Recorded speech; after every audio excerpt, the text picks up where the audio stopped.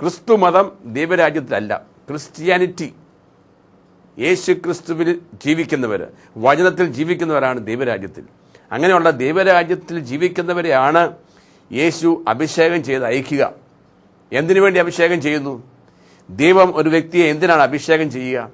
അഭിഷേകം ചെയ്യുന്നത് താൻ തുറന്നു വച്ചിരിക്കുന്ന ആ ദൈവരാജ്യത്തിൻ്റെ ജോലി തുറന്നുകൊണ്ട് പോകുവാൻ. എൻ്റെ പിതാവ് എന്നെ അയച്ചതുപോലെ ഞാൻ നിങ്ങളെ അയക്കുന്നു. ഞാൻ തുടങ്ങി വച്ചിരിക്കുന്ന ഈ രക്ഷകര പദ്ധതി നിങ്ങൾ തുറന്നുകൊണ്ട് പോകാൻ വേണ്ടി. എൻ്റെ മേൽ പരിശുദ്ധാത്മ വന്നപ്പോൾ ഞാൻ എപ്രകാരം വചനം പ്രസംഗിക്കാൻ തുടങ്ങിയോ, അതുപോലെ നിങ്ങളുടെ മേൽ പരിശുദ്ധാത്മ വരുമ്പോൾ നിങ്ങളും പ്രസംഗിക്കാൻ തുടങ്ങും. ആദ്യം നിങ്ങൾ ജെറൂസലേമിലും, പിന്നെ യൂദയായിലും, പിന്നെ സമീപ പ്രദേശങ്ങളിലും, പിന്നെ ലോകം മുഴുവനും നിങ്ങൾ പോകുമെന്ന് കർത്താവ് പറഞ്ഞു. അപ്പം അങ്ങനെ പോകുന്നവരാണ് ക്രിസ്ത്യാനികൾ, അങ്ങനെ പോകുന്നവരാണ് ദൈവരാജ്യത്തിലെ അംഗങ്ങൾ. അല്ലാത്തവർ ക്രിസ്തു മതം. അതുകൊണ്ട് നമ്മൾ കേട്ടുകൊണ്ടിരിക്കുന്നത് എന്താണ് ക്രൈസ്തവ ജീവിതം? What is Christianity? ക്രിസ്ത്യാനിറ്റിയും ക്രിസ്തു മതവും ഒന്നല്ല, വ്യക്തമായിട്ട് മനസ്സിലാക്കണം. നമ്മൾ ഇന്ന് കാണുന്ന, നമ്മുടെ മുമ്പിൽ കാണപ്പെടുന്ന ഒരു ക്രിസ്തു മതം, അതിൻ്റെ ബാഹ്യമായിട്ടുള്ള എല്ലാം അത് പല വിധത്തിൽ നിങ്ങളുടെ മുമ്പിൽ അവതരിപ്പിക്കപ്പെടുന്നുണ്ട്. അവിടെ ക്രിസ്ത്യാനിറ്റി ഇല്ല. ക്രിസ്ത്യാനിറ്റി ഒരു വ്യക്തിയുടെ ജീവിതത്തിൽ കടന്നു വരണമെങ്കിൽ, ഒരു വ്യക്തി ഒരു ക്രിസ്ത്യാനിയാകണമെങ്കിൽ യേശു ക്രിസ്തുവുമായിട്ട് അഭേദ്യമായ ഒരു സ്നേഹബന്ധം സ്ഥാപിച്ചിരിക്കുക അത്യാവശ്യമാണ്. Without A personal relationship with Jesus you cannot live A Christian life. ക്രിസ്തു ചെയ്ത കാര്യങ്ങൾ, യേശു ചെയ്ത കാര്യങ്ങൾ ചെയ്യാൻ സാധിക്കത്തില്ല. അതുകൊണ്ട് തന്നെ അനേകർക്ക് രോഗശാന്തി വിശ്വാസമില്ല, പിശാചിനെ പുറത്താക്കുന്ന കാര്യം വിശ്വാസമില്ല. ഇന്ന് കാണുന്ന അത്ഭുതങ്ങളും അടയാളങ്ങളും ഒക്കെ അവർക്ക് പുച്ഛമാണ്. അവർക്കിതൊക്കെ മനസ്സിലാകുന്നില്ല. It is because you are nowhere near Jesus or his kingdom. അങ്ങനെയുള്ളവരൊരു മതം പ്രസംഗിക്കുന്നേ ഉള്ളൂ. യേശു ജീവിക്കുന്നു. ക്രിസ്ത്യ ജീവിതത്തിന്റെ ഏറ്റവും പ്രധാനപ്പെട്ടത് നമുക്ക് ലോകത്തോട് പറയാനുള്ളത്, യേശു ക്രിസ്തു ഇന്നും ജീവിക്കുന്നു, അവൻ ഉത്ഥാനം ചെയ്തിരിക്കുന്നു. Is alive, Jesus is alive. ഈ ഒരു സന്ദേശമാണ്. അത് നാവുകൊണ്ട് പറഞ്ഞാൽ പോരാ. യേശു എന്നിലൂടെ ജീവിക്കുന്നു എന്ന് മറ്റുള്ളവർ കാണുന്നത്, ഞാൻ നേരത്തെ ആയിരുന്ന ആളല്ലെന്ന്. നേരത്തെ ഞാൻ ഭയന്നും വിറച്ചും അവകർഷാബോധത്തോടുകൂടിയും സംസാരിക്കാൻ അറിയാൻ പാടില്ലാതെയും ഒരു ഊമനായിരുന്ന, അല്ലെങ്കിൽ ഒരു വിക്കനായിരുന്ന, സമൂഹത്തിന് മുമ്പിൽ നിൽക്കാൻ സാധിക്കാതെ നാണിച്ചും ഭയപ്പെട്ട് നിന്നവൻ ഇന്ന് ധൈര്യപൂർവം ദൈവത്തിന്റെ ജ്ഞാനം വലിയ വലിയ പഠിപ്പുള്ളവരുടെ മുമ്പിലും, വലിയ വലിയ തിയോളജിയും ഫിലോസഫിയും ഒക്കെ പഠിച്ച ബൈബിൾ പണ്ഡിതന്മാരുടെ മുമ്പിലും ഒക്കെ പോയി ഈ ദൈവവചനം യേശുവിന്റെ അഭിഷേകത്തിൽ പ്രസംഗിക്കുമ്പോൾ അവർക്ക് ഇങ്ങോട്ട് ഒന്നും ചോദിക്കാൻ പോലും സാധിക്കാതെ മൗനം പാലിച്ച് അതിശയത്തോടുകൂടി ഇരിക്കുന്നത്, അതൊരു മനുഷ്യന്റെ പ്രവൃത്തിയല്ല, അത് ദൈവത്തിന്റെ ശക്തിയാണ്. അതാണ് അഭിഷേകം. അങ്ങനെ അഭിഷേകം ചെയ്തിട്ടുള്ളവരാണ് ക്രിസ്ത്യാനികൾ. ആ അഭിഷേകം മനുഷ്യന് കൊടുക്കാൻ പറ്റത്തില്ല. ഇത് സ്വർഗത്തിൽ നിന്ന് ദൈവം തരണം. അത് എല്ലാവർക്കും കൊടുക്കാറില്ല. യേശുവിനെ പ്രസംഗിക്കാൻ മനസ്സില്ലാത്തവർക്ക് ഈ അഭിഷേകം കിട്ടത്തില്ല. ഇത് അഭിഷേകം ഉണ്ടെന്ന് പറയുന്നവർക്ക് യേശുവിനെ പ്രസംഗിക്കാൻ സാധിക്കുന്നില്ലെങ്കിൽ ആ അഭിഷേകം സ്വർഗത്തിൽ നിന്ന് വന്നിട്ടില്ല. അഭിഷേകം ചെയ്യുന്നത് ദൈവരാജ്യം പ്രസംഗിക്കാനാണ്. അഭിഷേകം തരുന്നത് ദൈവരാജ്യം പ്രസംഗിക്കാനാണ്. രോഗികളെ സൗഖ്യമാക്കാനാണ്, പിശാചുക്കളെ പുറത്താക്കാനാണ്, മനുഷ്യാത്മാക്കളെ രക്ഷിക്കാനാണ്. അതുകൊണ്ടാണ് യേശു പറഞ്ഞത് ശിഷ്യന്മാരോട്, നിങ്ങൾ ജെറൂസലേം വിട്ടു പോകരുത്, നിങ്ങൾ എൻ്റെ പിതാവിന്റെ വാഗ്ദാനത്തിന് വേണ്ടി കാത്തിരിക്കുവിൻ. Stay in the city until you are clothed with power. നീ പരിശുദ്ധാത്മാവിനാൽ അഭിഷേകം ചെയ്യുന്നതുവരെ, നീ പരിശുദ്ധാത്മാവിനാൽ വസ്ത്രം ധരിക്കുന്നതുവരെ നീ പട്ടണം വിട്ടു പോകരുത്. ആ അഭിഷേകമാണ് പെന്തക്കോസ്ത ദിവസം അപ്പസ്തോലന്മാരുടെ 1-ാം അധ്യായത്തിൽ 8-ാം വാക്യത്തിൽ നമ്മൾ കാണുന്നത്. യേശു പറഞ്ഞു, പരിശുദ്ധാത്മാവ് നിന്റെ മേൽ വന്നു കഴിയുമ്പോൾ നിങ്ങൾ ശക്തി പ്രാപിക്കും, നിങ്ങളെല്ലാവരും എനിക്ക് സാക്ഷികളായിരിക്കും. When the Holy Spirit comes upon you, you will receive power. You will be my witnesses. 2 സംഗതി കർത്താവ് പറഞ്ഞിട്ടുണ്ട്. പരിശുദ്ധാത്മാവ് ഉണ്ടെന്ന് അവകാശപ്പെടുന്ന പ്രിയ സഹോദര സഹോദരി, ഈ 2 അടയാളങ്ങൾ ഉണ്ടോ? യേശു പറഞ്ഞ് 2 അടയാളം കാണും. പരിശുദ്ധാത്മാവ് വന്നു കഴിയുമ്പോൾ നിങ്ങൾക്ക് ശക്തി പ്രാപിക്കും. ദൈവത്തിന്റെ ശക്തി, പിശാചിനെ പുറത്താക്കാനുള്ള ശക്തി, രോഗത്തെ ശാസിച്ച് മറ്റുള്ളവരുടെ രോഗങ്ങൾ വിടുവിക്കാനുള്ള ശക്തി.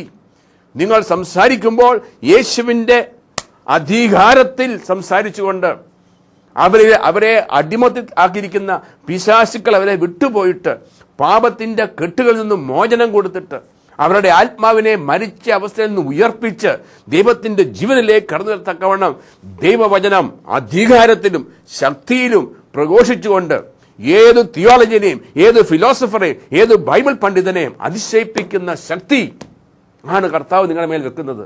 അതാണ് അഭിഷേകം. അതാണ് പെന്തക്കോസ്തിൽ നടന്നത്. അന്നത്തെ പത്രോസിനെയും കൂട്ടരെയും കണ്ടിട്ട് ചുറ്റും നിന്നവര് അത്ഭുതപ്പെട്ടു. കാരണം അവർക്ക് ചിലർക്കറിയാം ഈ പത്രോസ് ഭയപ്പെട്ടത് എങ്ങനെയാന്ന്. യേശുവിനെ പിടിച്ചോണ്ട് പോയപ്പം ഈ ശിഷ്യന്മാരെല്ലാം ഭയം ഓടിക്കളഞ്ഞു. പത്രോസ് മാത്രം വളരെ അകലെയായിട്ടാണ് അവനെ പിന്തുടർന്നു പോയത്, അല്ലാതെ അവന്റെ ഒപ്പം നടന്നില്ല. പത്രോസിന്റെ ഉള്ളിൽ മാത്രം ഒരു സമാധാനം, ഞാൻ യേശുവിന്റെ പിന്നാലെ പോകുന്നെന്ന്. കണ്ടു നിൽക്കുന്നവർക്ക് ആർക്കും മനസ്സിലായില്ല പത്രോസ് യേശുവിന്റെ പിന്നാലെയാ പോകുന്നെന്ന്. പത്രോസ് വളരെ ബുദ്ധിപൂർവം ആർക്കും മനസ്സിലാകാത്ത ഒരു അകലം അവൻ അകന്നു നിന്നാണ് അനുഗമിച്ചത്.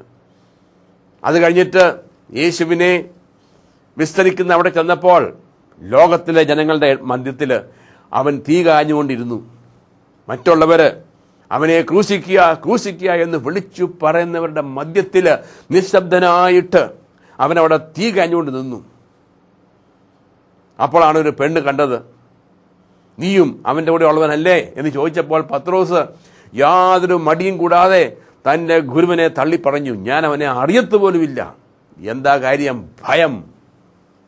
ഈ പത്രോസാണ് പരിശുദ്ധാത്മാവിനാൽ നിറഞ്ഞപ്പോൾ, അഭിഷേകം ചെയ്തപ്പോൾ ഈ പത്രോസാണ് അതേ സമൂഹത്തിന് മുമ്പിൽ ധൈര്യമായിട്ട് എഴുന്നേറ്റ് നിന്നുകൊണ്ട് പ്രഖ്യാപിച്ചത്, നിങ്ങൾ കുരിശിൽ തറച്ചതും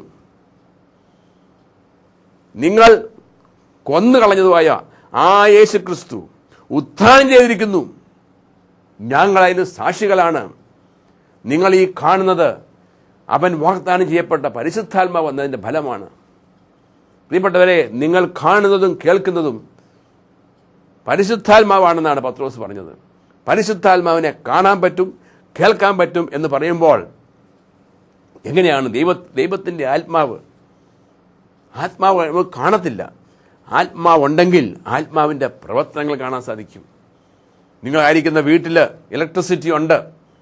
ഇലക്ട്രിസിറ്റി ഉണ്ടെങ്കിൽ ആ ഇലക്ട്രിസിറ്റിയെ കാണാൻ പറ്റുമോ? കാണാൻ സാധിക്കത്തില്ല. എന്നാൽ അത് എങ്ങനെയാണ് കാണുന്നത്? ഇലക്ട്രിസിറ്റി ഉണ്ടെങ്കിൽ ബൾബുകൾ പ്രകാശിക്കും, ഫാനുകൾ കറങ്ങും. അപ്പൊ നിങ്ങൾ ഇലക്ട്രിസിറ്റി വന്നു എന്ന് പറയും. കാരണം നിങ്ങൾ കണ്ണുകൊണ്ട് കാണുകയാണ്. ബൾബുകൾ പ്രകാശിക്കുന്നു, ഫാനുകൾ കറങ്ങുന്നു. നിങ്ങളുടെ കണ്ണുകൊണ്ട് കാണുന്നത് നിങ്ങൾ മനസ്സിലാക്കും യഥാർത്ഥമായ കണ്ണുകൊണ്ട് കാണാത്ത ഒരു ഇലക്ട്രിസിറ്റി അവിടെ ഉണ്ടെന്ന്. അപ്രകാരം കണ്ണുകൊണ്ട് കാണാൻ സാധിക്കാത്ത പരിശുദ്ധാത്മാവ് ഒരു വ്യക്തിയിലുണ്ട് എന്ന് പറയുന്നത് നിങ്ങൾ കാണണം. ആ വ്യക്തിയിൽ കൂടി ആ ആത്മാവ് പ്രവർത്തിക്കുന്നത്. ഭയമുള്ളവർ പ്രസംഗിക്കുന്നു. പാപത്തിന്റെ അടിമകളായിരുന്നവര് പാപത്തിന്റെ മേൽ വിജയം പ്രാപിക്കുന്നു. മതത്തിൽ ജീവിച്ചുകൊണ്ടിരുന്നവൻ ഇന്ന് ദൈവരാജ്യത്തിൽ ജീവിക്കുന്നു. യേശുവിനെ ഇന്ന് വരെ പ്രസംഗിക്കാത്തവര് ഇന്ന് യേശുവിനെ പ്രസംഗിക്കുന്നു. ആരെയും ഭയപ്പെടുന്നില്ല. മനുഷ്യരെന്തു പറയും? മനുഷ്യരെന്നെ തള്ളിക്കളയോ? കുടുംബക്കാരെന്നെ തള്ളിക്കളയോ? നാട്ടുകാരെന്നെ തള്ളിക്കളയോ? ഇങ്ങനെയുള്ള ഭയമൊന്നും ഇല്ലാതെ യേശുവിന് വേണ്ടി ജീവിക്കുന്നു. അത് പരിശുദ്ധാത്മാവിനെ കാണുകയാണ്. പരിശുദ്ധാത്മാവ് വന്നു കഴിയുമ്പോൾ നിനക്ക് ശക്തി പ്രാപിക്കും. യേശു പറഞ്ഞു, ഞാൻ ചെയ്ത അതേ പ്രവൃത്തി നീ ചെയ്യും. മരിച്ചവരെ നോക്കി എഴുന്നേക്കാൻ പറഞ്ഞാൽ എഴുന്നേക്കും. ആത്മീയമായ മരിച്ചവര്. രോഗങ്ങൾ നോക്കി പോകാൻ പറഞ്ഞാൽ പോയിരിക്കും. ഞാൻ ചെയ്തതിനേക്കാൾ വലിയ പ്രവൃത്തി നീ ചെയ്യും.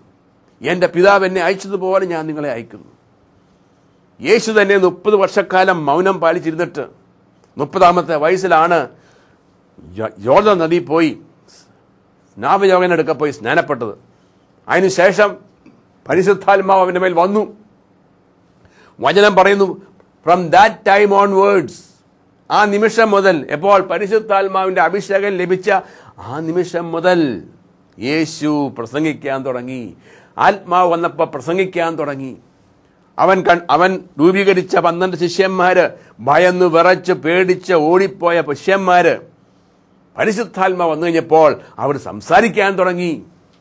അവരെന്താ സംസാരിക്കാൻ തുടങ്ങിയത്? അപ്പസ്തലന്മാരെ 2:11 പറയുന്നു, ദൈവത്തിന്റെ മഹത്വം, ദൈവത്തിന്റെ അത്ഭുതകരമായ പ്രവർത്തനങ്ങളെക്കുറിച്ച് they began to speak. അതിന് മുമ്പ് അവർ സംസാരിക്കുമായിരുന്നു. എന്നെ കണ്ടുകൊണ്ടിരുന്ന പ്രിയപ്പെട്ടവരെ, ഞാനും നിങ്ങളൊക്കെ ഒരുപാട് സംസാരിക്കുന്നവരാ. നമ്മൾ എന്തെല്ലാം കാര്യങ്ങൾ സംസാരിക്കുന്നുണ്ട്. പക്ഷെ ഇവിടെ സംസാരം എന്ന് പറയുന്നത്, പരിശുദ്ധാത്മാവ് ഉണ്ടെങ്കിൽ സംസാരിക്കണം. പരിശുദ്ധാത്മാവുള്ളവൻ സംസാരിക്കുന്നത് ദൈവത്തിന്റെ അത്ഭുതകരമായ പ്രവർത്തനങ്ങളെക്കുറിച്ചാണ്.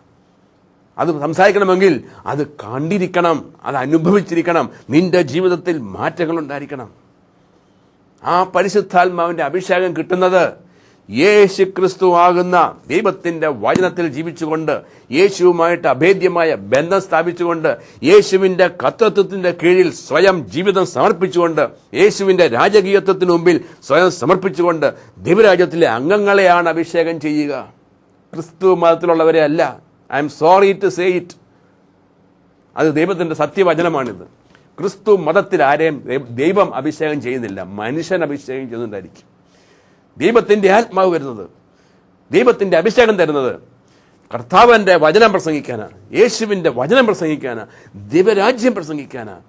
എപ്രകാരം സൃഷ്ടിയില് പിശാചിന്റെ ചെയ്തികളാൽ മനുഷ്യരാശി നഷ്ടപ്പെട്ടു പോയോ, ആ മനുഷ്യരാശിയെ വീണ്ടെടുത്ത് ദൈവത്തിന്റെ പദ്ധതിയിലേക്ക് കൊണ്ടുവരാൻ വേണ്ടി മനുഷ്യപുത്രനായിട്ട് യേശുക്രിസ്തു അവതരിച്ചിട്ട് അവന്റെ കുരിശുമരണത്തിലൂടെയും അടക്കത്തിലൂടെയും ഉത്ഥാനത്തിലൂടെയും അവൻ നേടിത്തന്ന ആ രക്ഷ ഇന്ന് ഞാനാകുന്ന ഒരു ക്രിസ്തു ശിഷ്യനിലൂടെ, എന്നെ കണ്ടുകൊണ്ടിരിക്കുന്ന ആരൊക്കെ യേശുവിനെ സ്വീകരിച്ചിട്ടുണ്ടോ, നിങ്ങളാകുന്ന ക്രിസ്തു ശിഷ്യന്മാരിലൂടെ വചനം പ്രസംഗിച്ചുകൊണ്ട് ഈ മനുഷ്യരാശിയെ വീണ്ടെടുത്ത് ആ പർദീസ അനുഭവത്തിൽ കൊണ്ടുവന്ന് ദൈവത്തിന് അവരെ പ്രയോജനകരമാക്കി തീർക്കുന്ന ആ ദൗത്യമാണ് ഒരു ക്രൈസ്തവന്റെ ദൗത്യം. അതാണ് Christianity. Minus that it is Christian religion. അത് ദൈവം അംഗീകരിക്കാത്ത ഒരു ക്രിസ്തു മതമാണ്. ഇവിടെയാണ് നമ്മൾ പൗലോസിനെ കാണേണ്ടത്. ഞാൻ നല്ലൊരു ഓട്ടം ഓടി എന്ന് പറയുന്നത്, അവൻ ആദ്യം ഓടിയത് ക്രിസ്ത്യാനികളെ പീഡിപ്പിക്കാൻ, ക്രിസ്തുവിനെ പീഡിപ്പിക്കുവാൻ. എന്നാൽ അവന്റെ കണ്ണു തുറന്നപ്പോൾ, അവനെയും പരിശുദ്ധാത്മാവ് അഭിഷേകം ചെയ്തപ്പോൾ വചനം പറയുന്നു, ആ നിമിഷം മുതൽ പൗലോസ് എഴുന്നേറ്റ് എന്ന് പ്രസംഗിച്ചു, Jesus is the son of God. പൗലോസും പ്രസംഗിക്കാൻ തുടങ്ങി, Jesus is the son of God.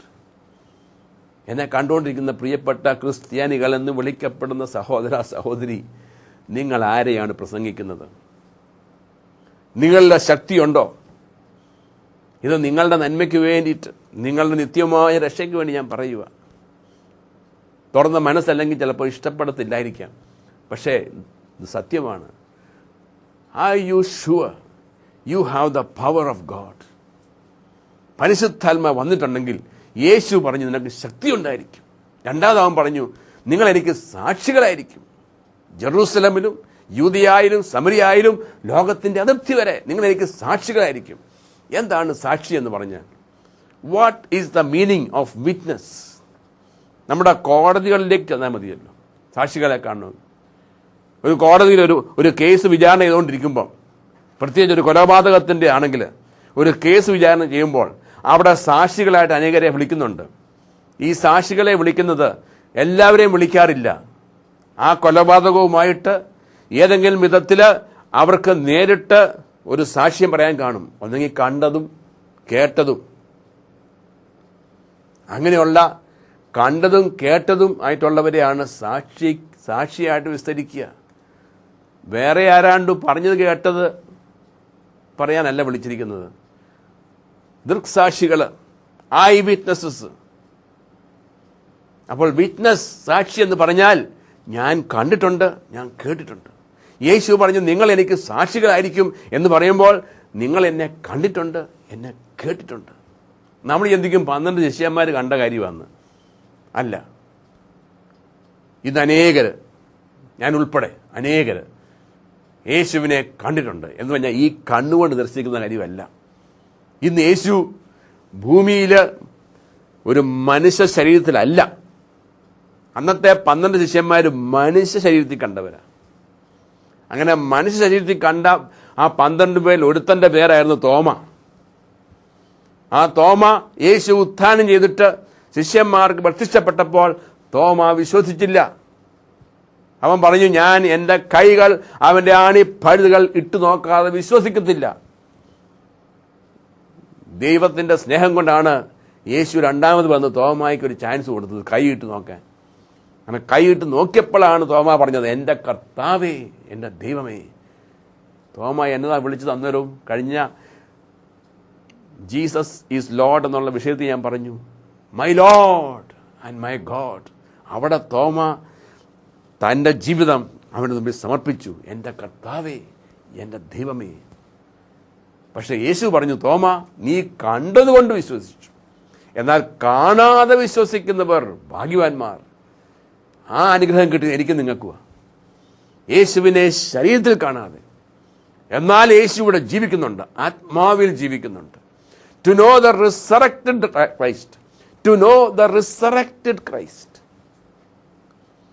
ഇന്ന് ആർക്കും യേശുവിനെ അറിയാൻ സാധിക്കും.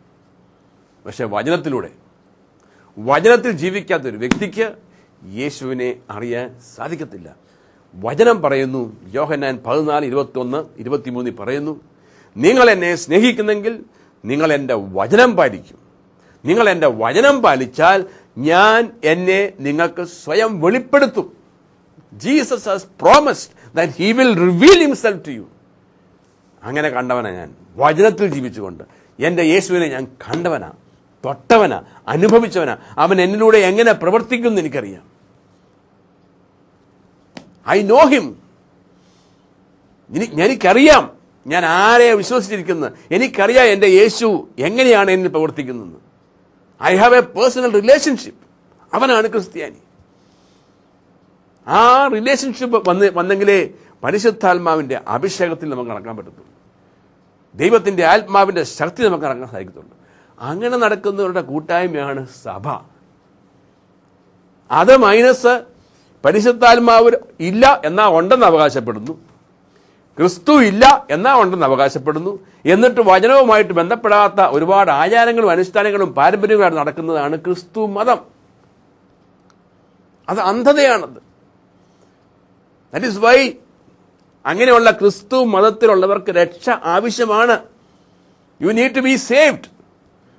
നിങ്ങൾ വചനം കേട്ട് വിശ്വസിച്ച്, മർക്കോസ് 16:14 പറയുന്ന പോലെ, വിശ്വസിച്ച് സ്നാനപ്പെടുന്നവൻ രക്ഷിക്കപ്പെടും. ആ രക്ഷയിലേക്ക് വരണം പ്രിയപ്പെട്ടവരെ. അതിനാണ് കർത്താവ് ഈ സ്റ്റോറി എല്ലാം പറയിപ്പിച്ചത്. ആ രക്ഷയിലേക്ക് വന്നു കഴിയുമ്പോൾ നമ്മൾ കേട്ട ഈ സ്റ്റോറി നിങ്ങളുടെ സ്റ്റോറിയാകും. ഇന്ന് ഞാൻ എന്നിലൂടെ കർത്താവ് നിങ്ങളോട് സംസാരിച്ച യേശുവിൻ്റെ സ്റ്റോറി എൻ്റെ സ്റ്റോറിയായി മാറിയിരിക്കുകയാണ്. അത് നിങ്ങളുടെ സ്റ്റോറിയായി മാറണം. പൗലോസ് പറഞ്ഞു, എനിക്ക് ഇനിമേൽ ജീവിതം ക്രിസ്തുവാണ്. ഇനിമേൽ ഞാനല്ല ജീവിക്കുന്നത്, ക്രിസ്തു എന്നിൽ ജീവിക്കുന്നു.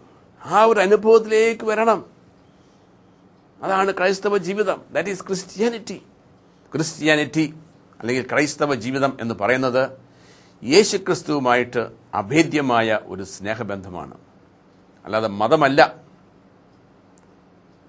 അതുകൊണ്ട് യേശുവുമായിട്ട് ഒരു വ്യക്തിപരമായ സ്നേഹബന്ധം സ്ഥാപിക്കാതെ, എസ്റ്റാബ്ലിഷ് ചെയ്യാതെ ഒരിക്കലും ഒരു വ്യക്തിക്കും ഒരു ക്രിസ്ത്യാനിയായി ജീവിക്കാൻ സാധിക്കത്തില്ല. അപ്പോൾ യേശുവുമായിട്ടൊരു വ്യക്തിപരമായ ബന്ധം സ്ഥാപിക്കണമെങ്കിൽ ആദ്യം നമ്മൾ അവനെ ഒന്ന് കണ്ടുമുട്ടണം. ഈ കണ്ടുമുട്ടുന്നത് തൻ്റെ വചനത്തിലൂടെയാണ്. യേശു പറഞ്ഞു, എന്നെ സ്നേഹിക്കുന്നവൻ എൻ്റെ വചനം പാലിക്കും. എൻ്റെ വചനം നീ പാലിക്കുമ്പോൾ ഞാൻ എന്നെ നിനക്ക് സ്വയം വെളിപ്പെടുത്തും. അങ്ങനെ സ്വയം വെളിപ്പെടുത്തിയെങ്കിൽ മാത്രമേ ഞാനൊന്ന് കണ്ടുമുട്ടത്തുള്ളൂ. കഴിയുമ്പോൾ പിന്നെ നിരന്തരമായിട്ട് വചനത്തിലൂടെ നമ്മൾ യേശുവുമായിട്ട് ബന്ധപ്പെട്ടുകൊണ്ടിരിക്കുക. അങ്ങനെ ഒരു ബന്ധം സ്ഥാപിച്ച് ഒരു റിലേഷൻഷിപ്പ് സാധിച്ച് ആ റിലേഷൻഷിപ്പിൽ വളർന്നുകൊണ്ടിരിക്കുന്നതാണ്. അപ്പോൾ ഓരോ പ്രാവശ്യവും നമ്മൾ യേശുവിൻ്റെ അടുക്ക പോയി യേശുവുമായിട്ട് ഈ വചനത്തിലൂടെ ജീവിക്കുമ്പോൾ നമ്മളെ കർത്താവായ യേശുക്രിസ്തു ഒരു വെളിപാടിൽ നിന്നും അടുത്ത വെളിപാടിലേക്ക് കൊണ്ടുപോകും. അനേകർക്ക് ചിന്തയുണ്ട്, ഒരിക്കൽ വെളിപാട് ലഭിച്ച ഈ മനുഷ്യൻ ഞങ്ങളോട് പ്രസംഗിച്ചതൊക്കെ അല്ലല്ലോ ഇപ്പം പ്രസംഗിക്കുന്നത്. അതിൻ്റെ കാരണം പ്രിയപ്പെട്ടവരെ, ദൈവം ആർക്കും ഒരിക്കലും എല്ലാം കൂടി ഒന്നിച്ച് വെളിപ്പെടുത്താറില്ല. അന്ധകാരത്തിൽ കഴിഞ്ഞ എന്നെ, വചനവുമായിട്ട് യാതൊരു ബന്ധവുമില്ലാതെ ചില ആചാരങ്ങളിലും അനുഷ്ഠാനങ്ങളിലും പാരമ്പര്യങ്ങളിലും ജീവിച്ച എന്നെ കർത്താവ് 27 വർഷം മുമ്പ് വിളിച്ചിട്ട് 27 വർഷങ്ങളിലൂടെ പടിപടിയായിട്ട് വെളിപാട് തന്നു. ഈ വെളിപാടെല്ലാം ഇവിടെ ഉള്ളതാണ്. പക്ഷെ എല്ലാം ഞാൻ കാണാൻ തയ്യാറല്ലായിരുന്നു. കാരണം ചിലതൊക്കെ ഞാൻ മനഃപൂർവ്വം നോക്കിയില്ല, അല്ലെങ്കിൽ അംഗീകരിച്ചില്ല, അല്ലെങ്കിൽ കണ്ണിൽ അടച്ചു കളഞ്ഞു. കാരണം ഞാനായിരുന്ന ആ സംവിധാനത്തിലെ, ആ സഭയിലെ ആചാരങ്ങളെയും അനുഷ്ഠാനങ്ങളെയും മുറുകെ പിടിച്ച് അതിനോട് ഞാൻ ബന്ധപ്പെട്ടിരുന്നുകൊണ്ട് അതെനിക്കൊരു മറയായി മാറി. ആ മറ ഞാൻ എപ്പം മാറ്റാൻ തയ്യാറായോ, കർത്താവ് എനിക്ക് സത്യം അറിയണം, അതിനുവേണ്ടി എന്തും മാറ്റാൻ തയ്യാറാണ്. അങ്ങനെ ഞാൻ പഠിച്ചതും ഞാൻ കേട്ടതും ഞാൻ ശീലിച്ചതും ഒക്കെ മാറ്റാൻ തയ്യാറായിക്കൊണ്ട് ഞാൻ തുറന്ന മനസ്സോടുകൂടി വചനത്തിലേക്ക് ചെന്നപ്പോഴാണ് പിന്നെ വെളിപാട് ലഭിച്ചത്. ഇന്ന് എന്നെ കണ്ടുകൊണ്ടിരിക്കുന്ന, എന്നെ ഒരുപക്ഷെ അംഗീകരിക്കാത്ത എൻ്റെ പ്രിയപ്പെട്ടവരെ, നിങ്ങൾക്ക് ആ വെളിപാട് കിട്ടാത്തതിൻ്റെ കാര്യം നിങ്ങൾ പഠിച്ചതും നിങ്ങൾ ശീലിച്ചതുമായ ഒരുപാട് ആചാരങ്ങളും അനുഷ്ഠാനങ്ങളും നിങ്ങൾ കളയാൻ തയ്യാറല്ല. നിങ്ങൾ ശരിയാണെന്ന് നിങ്ങൾ സ്ഥാപിക്കാൻ വേണ്ടി നിങ്ങൾ വാദിക്കുന്നത് എന്നോടല്ല, പരിശുദ്ധാത്മാവിനോടാണ്, യേശുവിനോടാണ് നിങ്ങൾ മർക്കടമുഷ്ടി കാണിക്കുന്നത്. അതുകൊണ്ട് നിങ്ങൾ അന്ധരായിരിക്കുക. ഈ സത്യം മനസ്സിലാക്കിക്കൊണ്ട് കർത്താവിൻ്റെ സന്നിധിയിൽ വചനപ്രകാരം ഒന്ന് തുറക്കണം. ഈ വചനത്തിലേക്കൊന്ന് തുറന്ന് വചനമൊന്ന് നിങ്ങളിലേക്ക് കടന്നു വരാൻ നിങ്ങൾ അനുവദിക്കണം. അങ്ങനെ നമ്മൾ വെളിപാടിൽ നിന്നും വെളിപാടിലേക്ക് പോയിക്കൊണ്ടിരിക്കും. God reveals himself. പഴയ നിയമം മുതലേ God reveals himself. Step by step, പടിപടിയായിട്ടാണ് ദൈവം നമുക്ക് വെളിപ്പെടുത്തുള്ളൂ. എല്ലാം കൂടെ ഒന്നിച്ച് കാണിക്കത്തില്ല. It is from one revelation to another revelation. അതാണ് ക്രൈസ്തവ ജീവിതം. അത് സംഭവിക്കുന്നത് യേശുവുമായിട്ട് വ്യക്തിപരമായ ബന്ധം സ്ഥാപിക്കുമ്പോഴാണ്. പൗലോസായ സാവൂള് നല്ലൊരു മതഭക്തനായിരുന്നു, പക്ഷെ അദ്ദേഹത്തിന് ബന്ധമില്ലായിരുന്നു. അദ്ദേഹം യേശുക്രിസ്തു ഉണ്ടെന്നറിയാം, യേശുക്രിസ്തുവിൻ്റെ പിന്നാലെ പോകുന്നവരെക്കുറിച്ച് അറിയാം. ആ യേശുക്രിസ്തുവിനെ പ്രസംഗിക്കുന്നവരും അവർ പറയുന്ന കാര്യങ്ങൾക്കും അവന് വിരോധമായിരുന്നു. അതുകൊണ്ട് അവരെ പീഡിപ്പിച്ചു. എന്നാൽ അവന് ദമാസ്കസിലേക്ക് പോയ വഴിക്ക് യേശുവിനെ കണ്ടുമുട്ടി ഒരു ബന്ധം സ്ഥാപിച്ചു. പരിശുദ്ധാത്മാവിനാൽ അഭിഷേകം ചെയ്യപ്പെട്ടു. അവിടുന്ന് പൗലോസിന് പിന്നെ വെളിപാടുകൾ ലഭിക്കുകയാണ് ചെയ്തത്. ആ വെളിപാടുകൾ ലഭിച്ചപ്പോൾ അവൻ ആരാണെന്നവന് മനസ്സിലായി. അവൻ പറഞ്ഞു, ഞാൻ ക്രിസ്തുവിൻ്റെ അംബാസഡറാണ്, നമ്മൾ സ്വർഗരാജ്യത്തിലെ പൗരന്മാരാണ്, എനിക്ക് ജീവിതം ക്രിസ്തുവാണ്, ഇനിമേൽ ഞാനല്ല ജീവിക്കുന്നത്, ക്രിസ്തുവാണ് ജീവിക്കുന്നത്. ഞാൻ മുറുകെ പിടിച്ചിരുന്ന എൻ്റെ യഹൂദ മതത്തിലെ ആചാരങ്ങളും അനുഷ്ഠാനങ്ങളും പാരമ്പര്യങ്ങളും എല്ലാം ഞാൻ ഉച്ഛിഷ്ടം പോലെ കരുതുന്നു. അതെല്ലാം ഞാൻ വലിച്ചെറിഞ്ഞിട്ട് എൻ്റെ കർത്താവായ യേശുക്രിസ്തുവിനെ അറിയാൻ വേണ്ടിയിട്ട് ഞാൻ സകലതും നഷ്ടമാക്കിയിരിക്കുന്നു. അത് യേശുവിനെ അറിയുവാൻ, അവൻ്റെ പുനരുത്ഥാനത്തിൻ്റെ ശക്തിയെ അറിയുവാൻ വേണ്ടിയാണെന്നാണ് പൗലോസ് പറഞ്ഞത്. ആ പൗലോസ് തൻ്റെ ദൗത്യം എന്താണെന്ന് മനസ്സിലാക്കി. അങ്ങനെ മനസ്സിലാക്കിയപ്പോഴാണ് അവന് തൻ്റെ ജീവിതത്തിൻ്റെ അവസാനം എഴുതിയ വാക്യങ്ങളാണ് 2 തിമോത്തി 4:7 പറയുന്നു, I have fought the good fight, I have finished the race, I have kept the faith. 3 കാര്യം പറയുന്നുണ്ട്. 1, ഞാൻ നല്ലൊരു ഓട്ടം ഓടി, ഞാൻ എൻ്റെ ഓട്ടം പൂർത്തിയാക്കി, ഞാൻ നല്ല ഒരു യുദ്ധം ചെയ്തു, ഞാൻ എൻ്റെ വിശ്വാസം കാത്തു സംരക്ഷിച്ചു. അനേകരെന്ന് പറയും, ഞാൻ എൻ്റെ വിശ്വാസം കാത്തു സംരക്ഷിച്ചു. ഏത് വിശ്വാസമാണ് കാത്തു സംരക്ഷിച്ചത്? യേശുക്രിസ്തുവിലുള്ള വിശ്വാസമാണോ, അതോ ഏതോ മതം പഠിപ്പിച്ച വിശ്വാസമാണോ? ഏതോ സഭകൾ, വചനത്തിന് വിരുദ്ധമായ കാര്യങ്ങൾ പഠിപ്പിക്കുന്ന സഭകൾ തന്ന വിശ്വാസമാണ് പാലിക്കുന്നത്? ഇവിടെ പൗലോസ് പറയുന്ന വിശ്വാസം അവൻ സ്ഥാപിച്ച മതത്തിലെ വിശ്വാസമല്ല. അവൻ പറയുന്ന വിശ്വാസം യേശുവിലുള്ള വിശ്വാസമാണ്.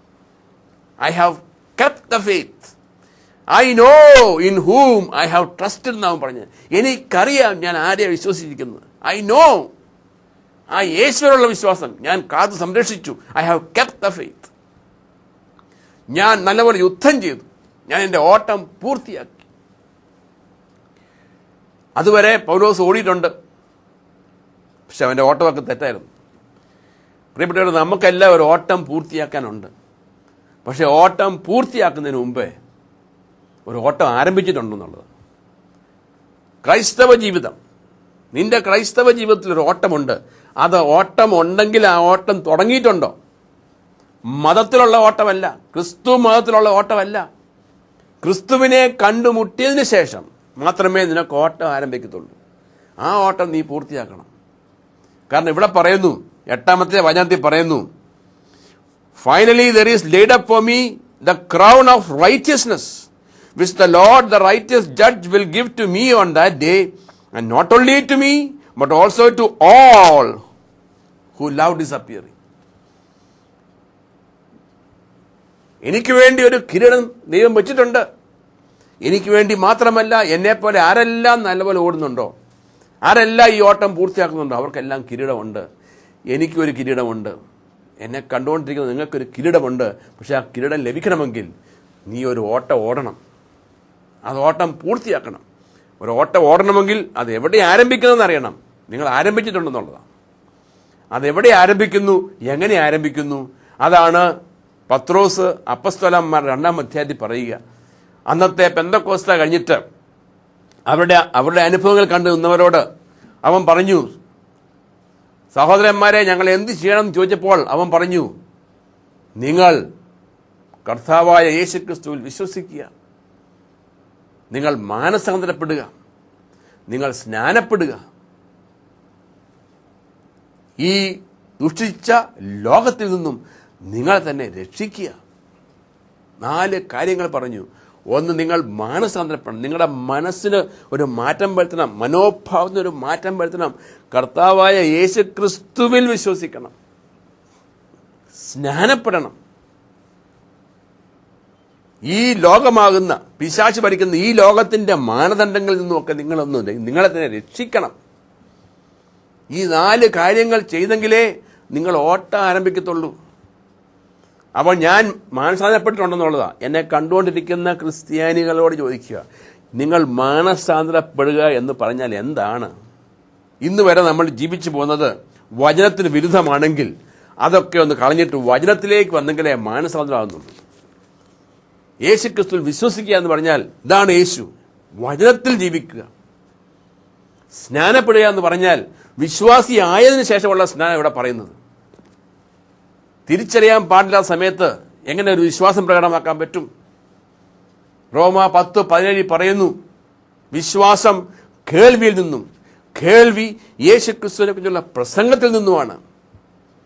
അപ്പൊ യേശുക്രിസ്തുവിനെ കുറിച്ച് പ്രസംഗിച്ച വചനങ്ങൾ കേട്ടിട്ട് അത് കേട്ട മനസ്സിലാക്കുന്ന ഒരു പ്രായം വന്ന് ആരും നിർബന്ധിക്കാതെ സ്വന്തമായിട്ടൊരു തീരുമാനം എടുക്കേണ്ട ഒരു പ്രായത്തില് യേശുക്രിസ്തുവിനെ കുറിച്ചുള്ള പ്രസംഗം കേട്ടിട്ട് യേശുക്രിസ്തുവിന് വേണ്ടി ഒരു തീരുമാനം എടുത്തിട്ട് സ്നാനപ്പെടാനാണ് വചനം പറഞ്ഞിരിക്കുന്നത്. 4ാമത് പറയുന്നു, ഈ ദുഷിച്ച ലോകത്തിൽ നിന്നും നിങ്ങൾ പിറന്നു വീണ ഈ ലോകത്തിന് അതിൻ്റെതായ മാനദണ്ഡങ്ങളുണ്ട്, അതിൻ്റെതായ കാഴ്ചപ്പാടുകളുണ്ട്. അത് പിശാചിന്റെ നമ്മളെല്ലാം കേട്ട് കഴിഞ്ഞു. അവിടെ നിന്ന് നിങ്ങളെ ഒന്ന് രക്ഷിച്ച് നിങ്ങൾ ദൈവരാജ്യത്തിലേക്ക് വരിക എന്ന് പറഞ്ഞാൽ ദൈവരാജ്യത്തിലെ നിയമങ്ങൾ അനുസരിച്ച് ജീവിക്കുക. അപ്പോൾ നീ രക്ഷയിലേക്ക് വന്നു. നിന്റെ ഓട്ടം അവിടെ തുടങ്ങുന്നേ ഉള്ളൂ. That is the starting point of your race. പിന്നെ നീ ഓടുക. അങ്ങനെ ഓടണമെങ്കിൽ നീ രക്ഷിക്കപ്പെട്ട ഒരു സമൂഹത്തിലെ ഒരു അംഗമാകണം. രക്ഷിക്കപ്പെട്ട ശിഷ്യന്മാരുടെ ഒരു സമൂഹത്തിലെ ഒരു അംഗമാകണം. അവരുടെ കൂട്ടായ്മയിലായിരിക്കണം. അവരോടൊത്ത് പ്രാർത്ഥിക്കണം, അവരോടൊത്ത് വചനം കേൾക്കണം, അവരോടൊത്ത് ആരാധിക്കണം, അവരോടൊത്ത് യേശു കൽപ്പിച്ചിരിക്കുന്ന ഏറ്റവും വലിയ ദൗത്യമാകുന്ന ദൈവരാജ്യത്തിന്റെ സുവിശേഷം പ്രസംഗിക്കണം. യേശു ചെയ്ത അതേ പ്രവൃത്തി ചെയ്യണം. അപ്പൊ പൗലോസ് പറഞ്ഞ പോലെ ഞാനും യുദ്ധം ചെയ്യുക, മനുഷ്യനോടല്ല, പിശാചുക്കളോട്. മനുഷ്യരാശിയെ മുഴുവനും അന്ധതയെ കൊണ്ടു നടക്കുന്ന, ബന്ധനത്തെ കൊണ്ടു നടക്കുന്ന പൈശാചികമായ ശക്തികൾ, അവരിൽ നിന്നും അവരെ മോചിപ്പിക്കുന്നത് ദൈവവചനം കൊടുത്തുകൊണ്ട്, ദൈവരാജ്യത്തിന്റെ സുവിശേഷം കൊടുത്തുകൊണ്ട്.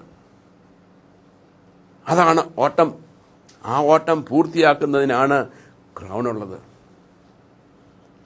ഇത് നമ്മൾ മനസ്സിലാക്കാതെ നമ്മൾ മനസ്സിലാക്കിയിരിക്കും നമ്മുടെ ഓട്ടം, ഞാനൊരു കൃഷിക്കാരനാണ്, എന്നെ മനസ്സിലാക്കി തന്നിരിക്കുന്നത് ഞാൻ നല്ലപോലെ കൃഷിയൊക്കെ ചെയ്യുക, ഞാനൊരു കുടുംബത്തിലെ നാഥനായിട്ട്, ഒരു നല്ല ഭർത്താവായിട്ട്, നല്ല അപ്പനായിട്ട് മക്കളെയൊക്കെ നോക്കി അവർക്ക് വേണ്ടി സമ്പാദിച്ച് കൃഷിയൊക്കെ ചെയ്താൽ ഞാൻ നല്ല ഓട്ടം ഓടി. ഇതാണ് മനസ്സിലാക്കുന്നത്. അതല്ല, that is downright blindness. അതല്ല, അത് വചനം അറിയാൻ പാടില്ലാത്തതുകൊണ്ട്. So I am asking you, ഞാൻ നിങ്ങളോട് ചോദിക്കുക, നിങ്ങൾ ഓട്ടം ആരംഭിച്ചിട്ടുണ്ടോ? ഓട്ടം ആരംഭിക്കാതെ എങ്ങനെ ഓടും? അതെങ്ങനെ അവസാനിപ്പിക്കും? ഒരു ഓട്ടം ആരംഭിക്കണം, അത് ഓടണം, അത് പൂർത്തീകരിക്കുന്നവർക്കെല്ലാം ക്രൗണുണ്ട്. സ്വർഗരാജ്യത്തിലെ ഈ ഓട്ടത്തിന് വിശേഷമുണ്ട്. ഫസ്റ്റ് പ്രൈസ് മേടിക്കേണ്ട ആവശ്യമില്ല. അവിടെ ഫസ്റ്റ് പ്രൈസും സെക്കൻഡ് പ്രൈസും ഒന്നുമില്ല. എല്ലാവരും ഓട്ടം പൂർത്തിയാക്കിയാൽ പൗലോസിന് കിട്ടിയ കിരീടം എനിക്കുമുണ്ട്, നിങ്ങൾക്കുമുണ്ട്. ഓട്ടം പൂർത്തിയാക്കണം. പക്ഷേ ഓട്ടം പൂർത്തിയാക്കണമെങ്കിൽ ഓട്ടം ഓടണം. ഓട്ടം ഓടുമ്പോൾ കറക്റ്റ് ട്രാക്കിൽ കൂടി ഓടണം. കറക്റ്റ് ട്രാക്ക് എന്ന് പറയുന്നത് യേശു ക്രിസ്തുവിൽ വിശ്വസിച്ചുകൊണ്ട് ദൈവരാജ്യത്തിൻ്റെ സുവിശേഷം കൊടുത്തുകൊണ്ട് ആൾക്കാരെ പിശാചിൻ്റെ ചെയ്തികളിൽ നിന്ന് രക്ഷിച്ച് ദൈവരാജ്യത്തിലേക്ക് കൊണ്ടിരുന്ന യേശുവിൻ്റെ യഥാർത്ഥമായ സഭ, യേശുവിൻ്റെ മൗതിക ശരീരമാകുന്ന സഭയിലേക്ക് കൊണ്ടിരുന്നതാണ് ഓടുക എന്ന് പറയുന്നത്. That is Christianity, that is Christian life. Minus this നമ്മൾ അവിടെ എങ്ങും എത്തിയിട്ടില്ല. യോഹന്നാൻ 17:3 പറയുന്നുണ്ട്, എന്താണ് നിത്യജീവൻ? What is eternal life? ഇതാണ് നിത്യജീവൻ, താൻ അയച്ച യേശുക്രിസ്തുവിനെ അറിയുക.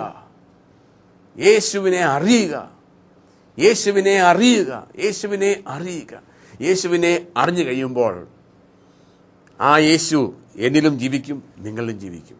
യേശു എന്നിൽ ജീവിക്കുന്നുണ്ടെങ്കിൽ എങ്ങനെ എനിക്കറിയാൻ പറ്റും? യേശു ആരൊക്കെയാണോ അതൊക്കെ എന്നിലൂടെ അവൻ ചെയ്യും. യേശു ഒരു പ്രവാചകനായിരുന്നു.